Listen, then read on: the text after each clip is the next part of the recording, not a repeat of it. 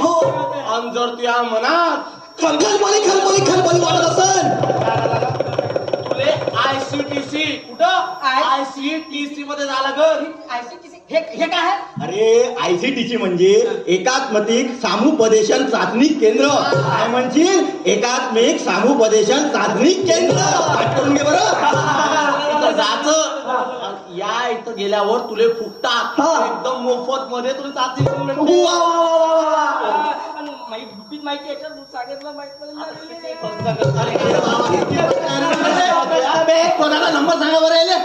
तू एवढे जे प्रश्न आहे ना घाबरू नको टेन्शन घेऊ नको तुझे जेवढे प्रश्न असल सगळे डोक्यातून काढ खिशातून काढ या खिशातून काढ कुठून काढ हे प्रश्न तू काय कर 1097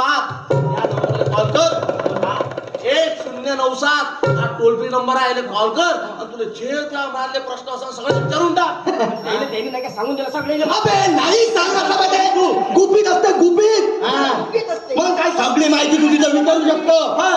काही व्यायची गरज नाही या गाण्याची खबर त्या गाण्याला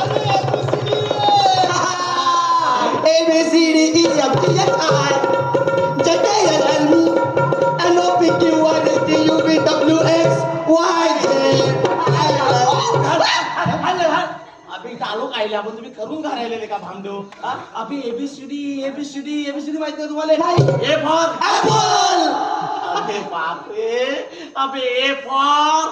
आमच्या देवाला काय हे बार होते ऍप्टिसन तो कठीण शब्द आहे पण कामाचा आहे बरं मित्रांनो ऍप्टिसन म्हणजे होते संयम ब्रह्मचर्य कसं हनुमानासारखं बोला बजरंग बली की मी सांगतो बी फॉर बी फेथफुल म्हणजे रामासारखं एक पत्नी एक वचनी बोला सिया राम रामचंद्र की जय. त्यानंतर सी फॉर मी सांगतो करेक्ट अँड कन्सल्टन्सी कॉन्डोमचा नियमित वापर करणे हे कोणी दुसरा तरी बॉ डी फॉर म्हणजे अरे माणूस हा एकच बोलते का ड्रग्स अँड बिग्स नुसतं कंद बोलते अरे ड्रग्स जोक करत नाही म्हटलं तुमचा अभ्यास कमी आहे मी सांगतो ते ऐका ड्रग्स म्हणजे फक्त ते ड्रग्स होत नाही आपण ड्रग्स म्हणजे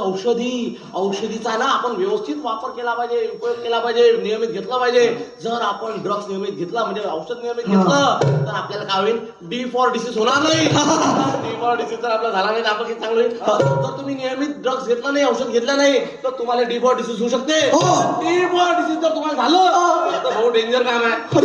डेंजर डी फॉर डेंजर झालं मग डी फॉर डेथ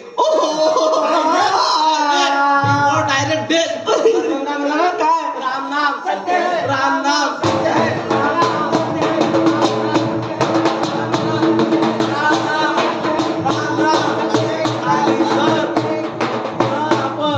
या एबीसीडीचा व्यवस्थित उपयोग केला वापर केला आणि याचं लक्ष दिलं तर आपण एकांशी कामयाब होऊ